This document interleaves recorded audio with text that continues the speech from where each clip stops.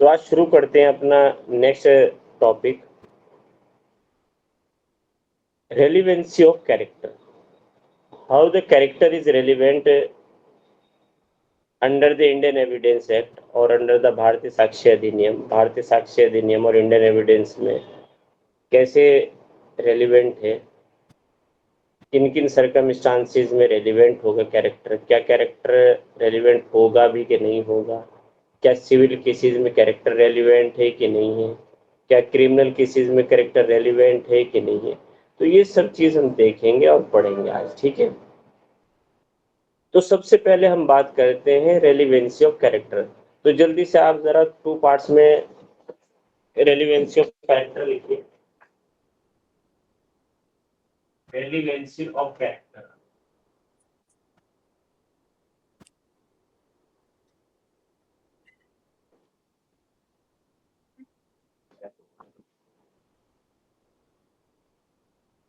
Relevancy of character 2 parts में divide कीजिए। Civil cases, civil cases section 46 and 50, section 46 and 50, और criminal cases, criminal cases को further 2 parts में divide कीजिए, further 2 parts में divide कीजिए। बैड कैरेक्टर, बैड कैरेक्टर और गुड कैरेक्टर। बैड कैरेक्टर में लिखिए सेक्शन 49, गुड कैरेक्टर में लिखिए section 47।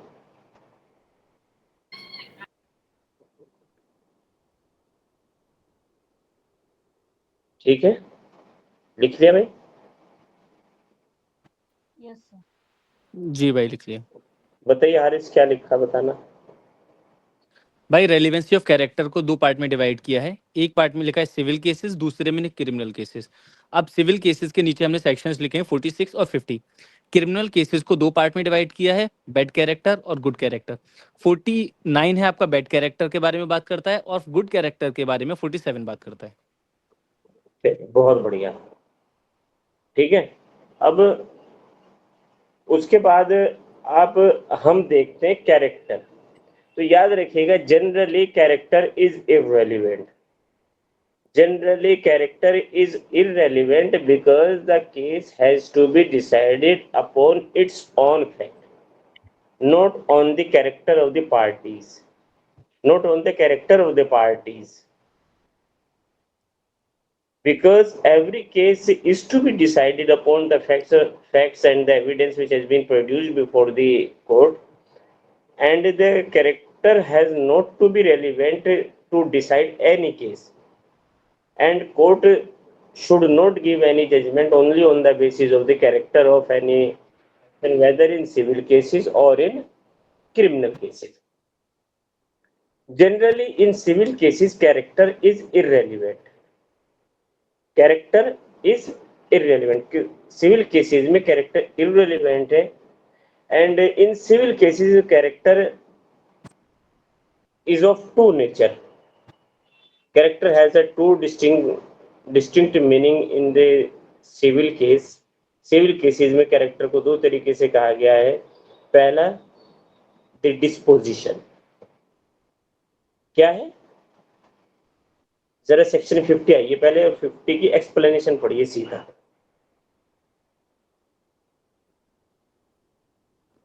Section 50 explanation. In this section and sections 46, 47, and 49, the word character includes both reputation and disposition. But except as provided in section 49, evidence may be given only of general reputation and general disposition, and not of particular acts by which reputation or disposition has been shown. चलिए जल्दी से देखिए क्या कह रहा है कि section 46, 47, 49 में वर्ड कैरेक्टर का क्या मतलब है। क्या कह रहा है कि character includes reputation, character includes reputation, reputation means a goodwill, it means it shows anything of any person which is in the society, which preserve in the society. Character of character, when the character is in the form of the reputation, it shows what is the reputation of a person in the society itself. It is the outcome of the society, it is the outcome of any area of the community where you reside or you live. ठीक है, that is known as a reputation and goodwill. Second, disposition. Disposition means nature, what you have himself. It is been given and provided by the god itself to the any person, what nature of that person is. It is not been given by the outsiders, the person of the societies. तो यहाँ पर जो character कहा गया, तो character कहा गया कि कैरेक्टर दो तरीके से होगा, या तो आपका रेपुटेशन बताएगा या डिस्पोजिशन बताएगा, नेचर बताएगा कि आपका नेचर कैसा है. अब कह रहा है कि दो ही तरीके से रेपुटेशन. अब कह रहा है कि एक्सेप्ट एज प्रोवाइडेड, सेक्शन 49 जो क्रिमिनल केसेस की बात कर रहा है 49, द वर्ड क्या कह रहा है, evidence may be given only of the general and the general reputation, general disposition. अगर आपको याद हो सेक्शन 12 में जहाँ स्टेट ऑफ कर रहे थे, तो कहा कि state of mind must relates to a particular person. Ill will, goodwill, reputation, negligence, it must relates to a particular person. लेकिन यहाँ पर कह रहा है अंडर सेक्शन एक्सप्लेनेशन में कह रहा है कि जो रेपुटेशन होगी, जो कैरेक्टर होगा in sense of the reputation और disposition, it must be general. General होना चाहिए, ना कि towards a particular person. It should not be towards a particular person, but it should be in the case of or in the sense of the general character. For example, एक person है who is a person of causing a death of a person by negligence act. एक accused है, driving कर रहे थे, negligence act हुआ उनसे, rash and negligent driving की, उन्होंने कंपनसेशन के लिए केस आया, डैमेजेस के लिए केस आया before the court of law. अब कोर्ट में क्वेश्चन ये है कि क्या जो ए का कैरेक्टर है, जो ड्राइवर का कैरेक्टर है, वो जनरली रेलिवेंट होगा कि पर्टिकुलरली रेलिवेंट होगा. The prosecution has deposed an evidence in which in a very particular case he was negligent. एक particular case में वो खुद negligent हो. A was a negligent in a very particular case. Court ने मना कर दिया. कोर्ट ने कहा here the reputation or the character must be of general nature, not of a particular nature. Particular reputation नहीं होनी चाहिए, जनरल अब पर्टिकुलरली उन्होंने कहा था कि सर ए ने जो है एक्स के अगेंस्ट भी इस तरीके का नेग्लिजेंटली ड्राइव करके एक्सीडेंट किया था. यहाँ पर भी इन्होंने नेग्लिजेंट करके, नेग्लिजेंसी में ड्राइविंग की, रैश और नेग्लिजेंट थी ये, इन्होंने यहाँ पर ए को हानि पहुंचाई. तो कोर्ट ने कहा नहीं, it is not relevant. The character is only relevant when it shows towards a general public, not to a particular. जबकि हमने याद रखना स्टेट ऑफ माइंड पढ़ा था towards a particular person. तो कैरेक्टर के बारे में थोड़ा बहुत क्लियर हुआ, बात क्या कहना चाहता है? जी भाई. ठीक है, चलिए अब आ जाइए section 46. Character when relevant. Section 46. In civil cases, character to prove conduct imputed irrelevant. In civil cases, the fact that the character of any person concerned is such as to render probable or improbable any conduct imputed to him is irrelevant, except in so far as such character appears from the facts otherwise relevant. ठीक है, otherwise relevant. अब देखिए क्या कह रहा है कि in civil cases the fact that the character of any person concerned in such as as to render probable or improbable any conduct imputed to him. अभी हमने कहा नेग्लिजेंस वाला एग्जाम्पल आपको दिया, इसमें कहा गया है कि देखिए जो नेग्लिजेंस है वो आप जो है उसको प्रोबेबल और इम्प्रोबेबल कंडक्ट कह रहे हैं। जनरली सिविल केसेस में प्रीवियस कैरेक्टर रेलिवेंट नहीं है। उन्होंने एग्जाम्पल दे कि सर देखिए प्रीवियसली भी उन्होंने एक्सीडेंट किया, वो तो उन्होंने पहले भी जो है एक्स को जो है नेग्लिजेंस करके एक्सीडेंट किया है, तो कोर्ट ने मना कर दिया नहीं। क्यों? क्योंकि टूवर्ड्स जनरल पब्लिक होना चाहिए, ना कि टूवर्ड्स पर्टिकुलर पर्सन। ठीक है, तो generally in civil cases previous bad character और the previous character which is imputed character or any factor which is imputing the character in the civil cases is not relevant.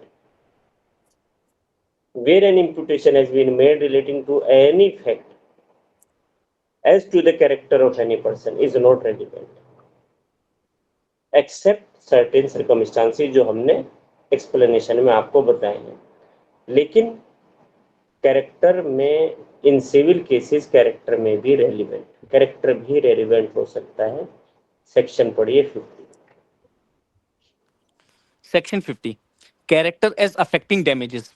In civil cases, the fact that the character of any person is such as to affect the amount of damages which he ought to receive is relevant.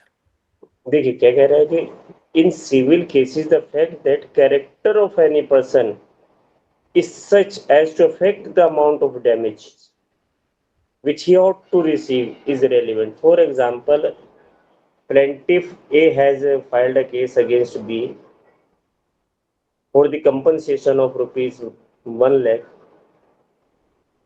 1 lakh रुपए के लिए उन्होंने file किया compensation के लिए।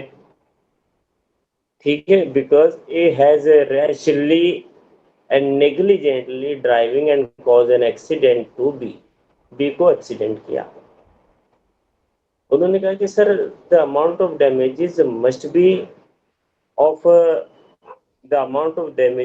Be given not only of a nominal nature, nominal नहीं होना चाहिए, it must be in the very solid amount, ये सॉलिड अमाउंट होना चाहिए। 1 लाख हमने कहा सर हमको 1 लाख प्लस इंटरेस्ट मिलना चाहिए, क्योंकि ये लेट किया है, इन्होंने लेट कर रहे हैं।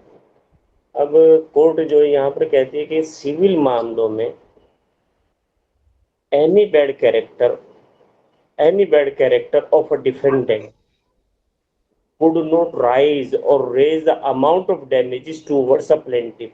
प्लेंटिफ को जो है अमाउंट ऑफ डैमेजेस को राइज नहीं कर सकता, मैक्सिमाइज नहीं कर सकता, खाली इस बेस पर के उनका जो कैरेक्टर था वो बैड था और वो उस बैड कैरेक्टर में वो नेग्लिजेंट से टुवर्ड्स अ पर्टिकुलर पर्सन नहीं। अगर उन्होंने यहाँ प्रूव कर दिया कि sir he is negligent habitually negligent है, एक के बाद एक there are a number of the cases in which the person is negligent, तब अमाउंट ऑफ डैमेजेस बढ़ जाएगा। तो यहाँ पर bad character of a defendant is relevant to enhance the amount of damages which the plaintiff is entitled to get। Clear है बात? जी भाई। ठीक है, क्योंकि गुड और बैड कैरेक्टर का कोई रेलिवेंसी नहीं है जब तक कि वो इस तरीके के नेचर का ना हो कि वो पब्लिक एट लार्ज हार्म करे। पब्लिक एट लार्ज उस तरीके का कंडक्ट हो कि जो जनरल इम्प्यूटेशन है वो होनी चाहिए, ना कि पर्टिकुलर इम्प्यूटेशन होनी चाहिए। तो यहाँ पर थोड़ा कोई परेशानी दिक्कत केस लिख लीजिए, जिस केस का हमने फैक्ट बताया आपको, Scott versus Sampson, SAMPSON Sampson, Scott versus Sampson. ठीक है, स्कॉट वर्सेस सैमसन के केस में कोर्ट ने कहा है amount of damages to the plaintiff could not be enhanced merely on the basis of the conduct of defendant was not good towards a particular person. Towards a particular person. पहला instance section 50 के ऊपर पहला instance. Second, amount of damages की बात करें. Suppose a person has defamed an ordinary person, ordinary man. In the ordinary capacity, a person will only get a particular amount of damages which he will be entitled. एक person है, एक लेख लिखते हैं, उसमें कहते हैं एक्स, सपोज वाई है, एक्स के बारे में लिखते हैं कि एक्स जो है अच्छा आदमी नहीं है और उनको जो है कोई लोन ना दे. ये पब्लिक एट लार्ज वो अपने मित्र को इस तरह का लेटर लिखते हैं. उस लेटर से ये प्रूव होता है कि yes it was the defence. ठीक है. लेकिन after that very particular case, after that very particular instance, in, ठीक है, एक्स ने फिर से जो है एक स्टेटमेंट किया. उसमें कहता है कि the president of India, the president of India is not of a good character. President of India good character के नहीं है. और उसके लिए जो है, अगर suppose president of India is filing A case against such person, then the good character of a president of India, he shall be entitled to get a enhanced amount of damages. क्योंकि ordinary person का deformation करना और एक जो dignitaries का deformation करना both are different. Clear है? तो an amount of damages in case of the president enhance होगा. चलिए नेक्स्ट, सिविल मामलों में समझ आया. Character is not relevant in civil cases at all except when character affecting the amount of damages. जब वो कैरेक्टर अमाउंट ऑफ डैमेजेस को effect करता हो. सपोज करिए प्रेसिडेंट ऑफ इंडिया ऐसी कुर्सी पे बैठा है कि जहां पर वो पर्सन ऑफ इमोरल कैरेक्टर हो ही नहीं सकता और उनकी इमोरलिटी की बात कर रहा है वो. एक ordinary person may be the person of immoral character, the person may be of person may have the some bad characteristics, जिसमें वो जो है किसी का पैसा लेके लोन ना दिया हो, किसी के लिए ऐसे. लेकिन अगर एक पर्सन जो है प्रेसिडेंट ऑफ इंडिया का डिफेमेशन कर रहा है तो उसका कैरेक्टर इस तरीके का है कि उसको इनहेंस अमाउंट मिलना ही मिलना है. ये प्रिज्यूम करके चला जाता है कि he shall not be a person who would be of immoral character. immoral character के प्रेसिडेंट हो ही नहीं सकते. क्लियर? अब आ जाइए क्रिमिनल मामलों में. जनरली याद रखिएगा, इन criminal cases evidence of previous character is relevant in case of the good character. When the character is of a nature, when there is a thing which are in favor of an accused. एक accused है कि good character का evidence दिया जा सकता है but not of a bad character. उनके bad character का एविडेंस नहीं दिया जा सकता. ठीक है. बैड में आ जाइए. Generally an evidence of the bad character is not relevant in criminal cases. Criminal cases में प्रीवियस बैड कैरेक्टर आप नहीं दे सकते except in reply. Except in reply का मतलब है कि where the accused is itself is giving the evidence of his good character. वो बैड कैरेक्टर के हैं लेकिन गुड कैरेक्टर का एविडेंस दे रहे हैं. तो यहाँ पर prosecution may give the evidence to contradict the statement of accused. Accuse के स्टेटमेंट कॉन्ट्राडिक्ट करने के लिए एविडेंस दिया जा सकता है. किसके द्वारा? प्रोसिक्यूशन के. बैड कैरेक्टर में जहां पर वो खुद अपने जो है बैड कैरेक्टर का लेकिन गुड कैरेक्टर का प्रोक्लेम कर रहा है कि he is of good character, then evidence may be given to contradict statement. Clear है? पढ़िए जरा भाई सेक्शन, पहले 47 फिर 49। Section 47. In criminal cases, previous good character relevant.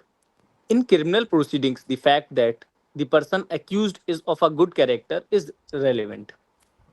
देखिए क्या कह रहा है कि in criminal proceeding the fact that person accuse is of a good character is relevant.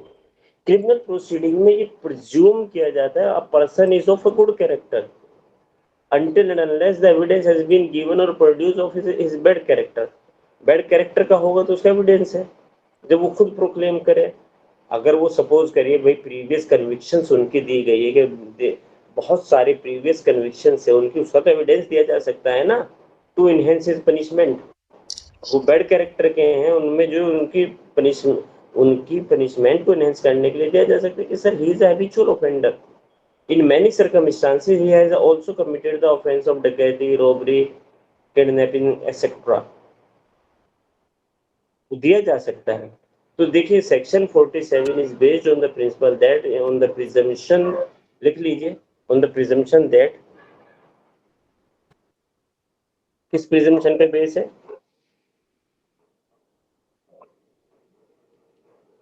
is on the presumption that if a person has been of good character, if the person has been of good character for a long time, if a person has been a good character for a long time, the experience says that, the experience says that he must be of good character, the experience says that he must be of good character। ये माना जाएगा कि वो good character के हैं। he must be of good character on a particular occasion। ये माना जाएगा कि वो पर्सन जो है जो he of a good character since a long time से कोई पर्सन गुड कैरेक्टर का है, तो ये प्रिज्यूम करके चला जाएगा कि वो जो है गुड ही कैरेक्टर के हैं ऑन अ पर्टिकुलर ओकेजन। और इसीलिए अगर आपको याद हो तो हमारे तक कोड ऑफ क्रिमिनल प्रोसीजर और आज अब BNSS में एक प्रोविजन दिया गया है, काहे का? प्रोबेशन का। जानते हैं, जहां पर person is an accused of one offence, एक ऑफेंस का है और फर्स्ट ऑफेंडर है। अब अगर वो प्रूव कर देते हैं sir I M first offender, तो उनको प्रोबेशन दे दिया जाता है फॉर अ पर्टिकुलर टाइम। उनको जो रिलीज कर दिया जाता है, एक बॉन्ड भर के उनको रिलीज कर दिया जाता है कि देखिए अब आगे से आप ऐसा नहीं करेंगे, डांट फटकार कर। आफ्टर अ ड्यू एडुमिनेशन उनको प्रोबेशन दे दी जाती है अंडर सेक्शन 360 CRPC और 401 PNSS। इसी का एग्जाम्पल है, ठीक है? क्या प्रिज्यूम किया जाता है कि गुड कैरेक्टर का है। अब आ जाइए, बहुत इंपॉर्टेंट सेक्शन है, सेक्शन 49। ये सेक्शन बहुत, देखिए जो हमने सेक्शन पढ़े हैं, सेक्शन 46 हो, उसके साथ 50 पढ़ा, ये सब बहुत बार पूछे गए, चाहे वो प्री हो मेंस हो। इनमें बहुत ज्यादा, जब मेंस में आएगा तो मेंस में तो पूरा क्वेश्चन ही आएगा रेलिवेंसी ऑफ कैरेक्टर।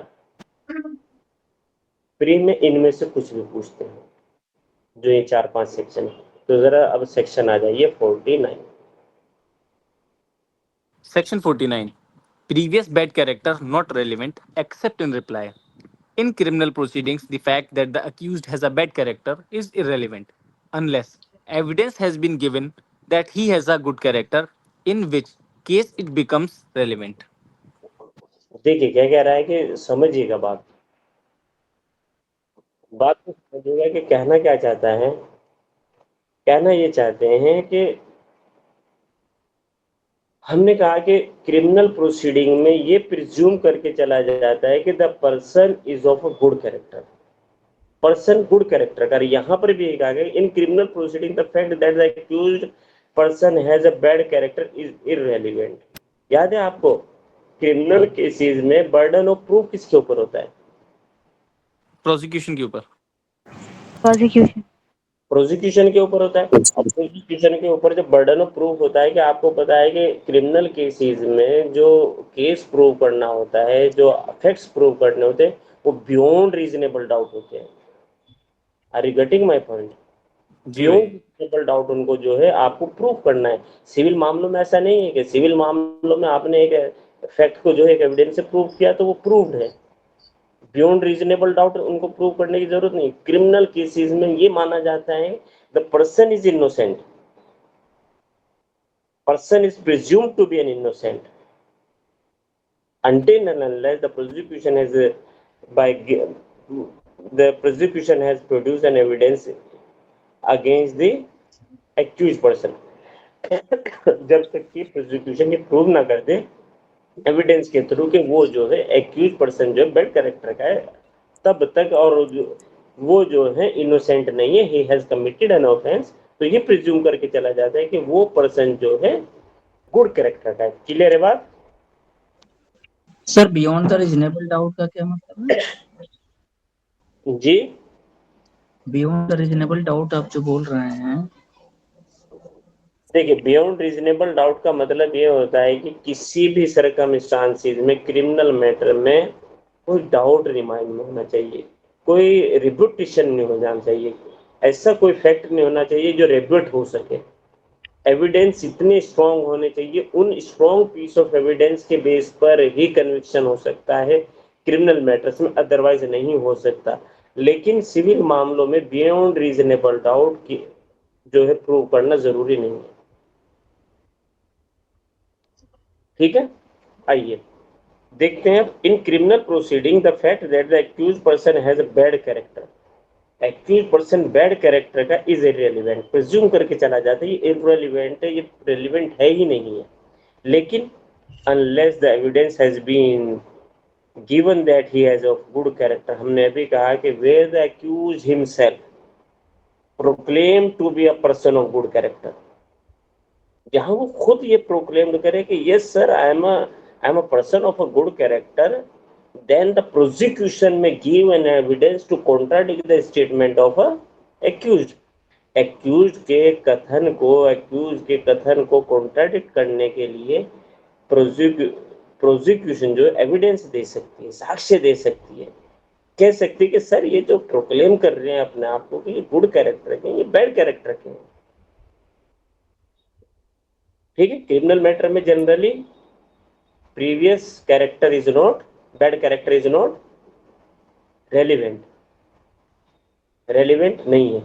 अब कब रेलिवेंट है, कब रेलिवेंट है? पहली चीज, when the previous bad character is relevant in the criminal proceeding, one, when लिख लीजिए, when accused give an evidence of, when accused proclaimed himself to be a person of good character, proclaimed himself to be a person of good character, इसको contradict किया जा सकता है, prosecution evidence दे सकती है इसको कॉन्ट्राडिक्ट करने के लिए। Number one. Number two sir एक मिनट, आपने कुछ और बोला था फिर कुछ और बोल दिया। व्हेन एक्यूज प्रोक्लेम हिमसेल्फ, क्या आप कह रहे हो? पहले आप बोल रहे थे when accuse give an evidence. सुनिए पहले पूरा, हमने क्या बोला, हमने कहा है कि कब कब जो है बैड कैरेक्टर में जो है एविडेंस दिया जा सके। हमने जनरल प्रिंसिपल बताया कि जनरल प्रिंसिपल ये है क्रिमिनल केसेस में बैड कैरेक्टर का एविडेंस नहीं दिया जा सकता। दिया जा सकता है, लिखिए, when accuse proclaimed himself to be a person of good character.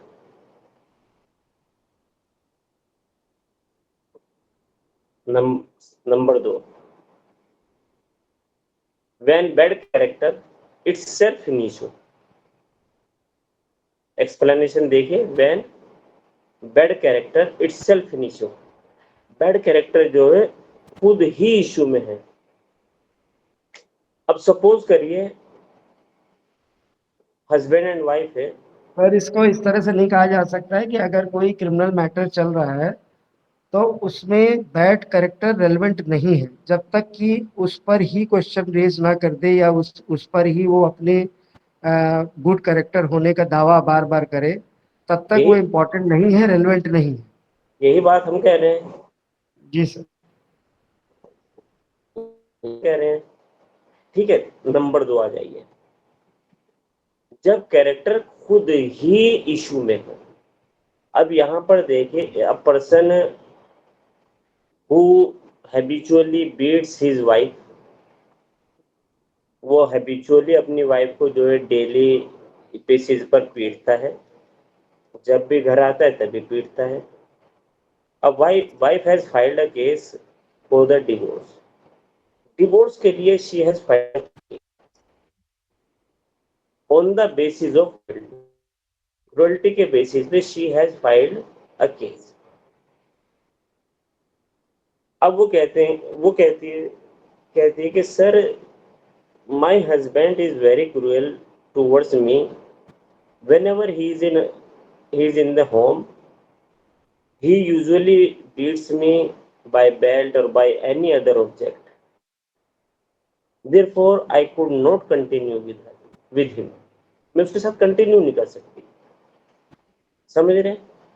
तो भाई एकदम ऐसा तो है नहीं कि उनके ऊपर इल्जाम लगाया और कोर्ट ने डिवोर्स दे दी तो वो प्रूव मांगेंगे, क्या इंस्टांसेस हैं।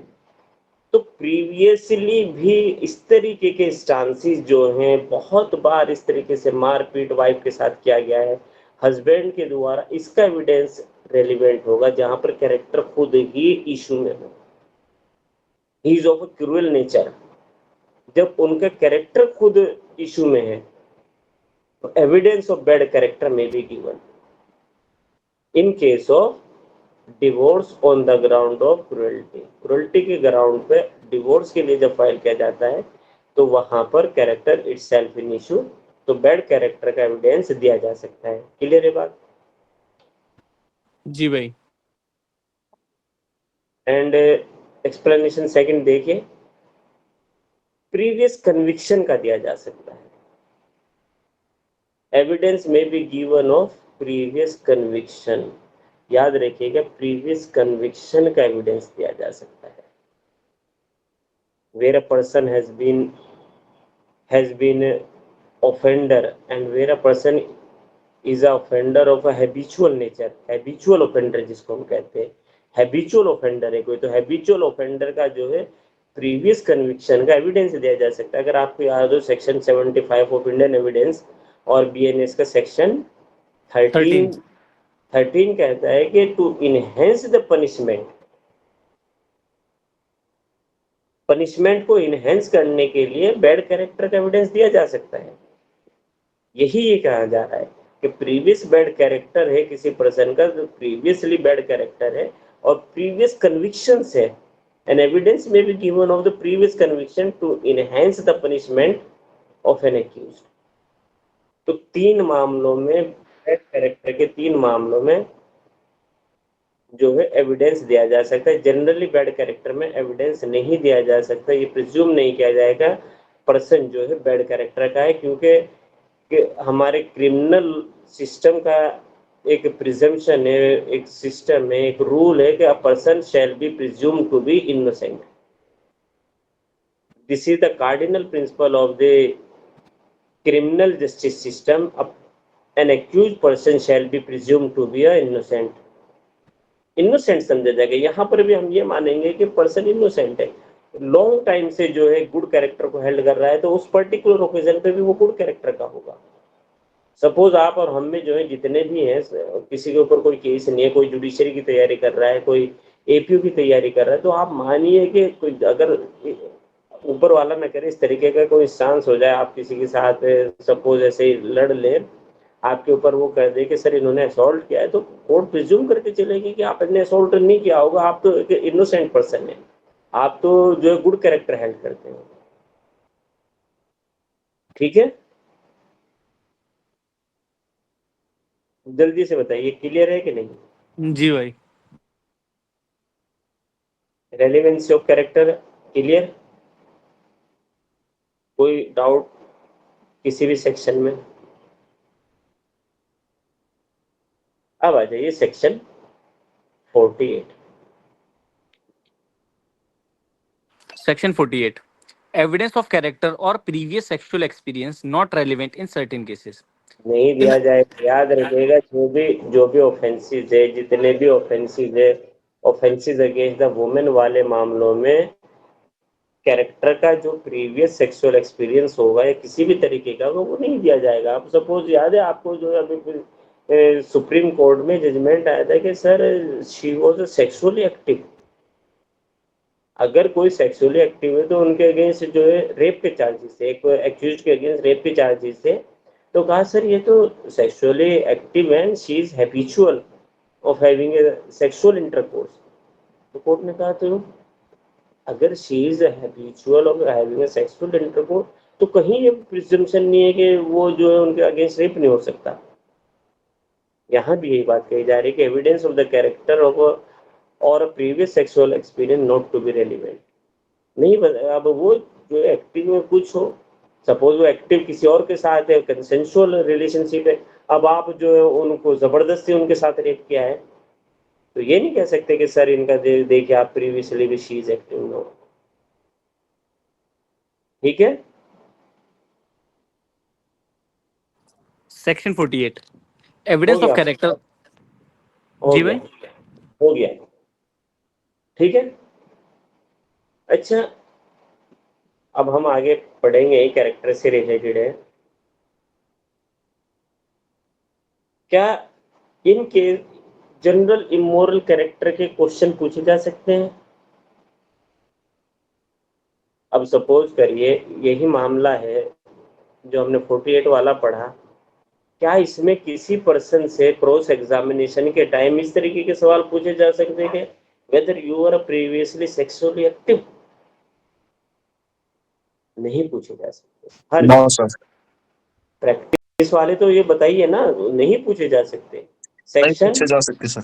49 का प्रोविजो देखो एक बार, लिखिएगा ये बात। 149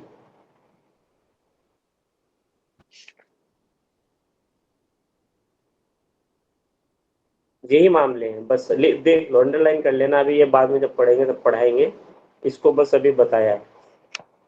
ठीक है, क्लियर है?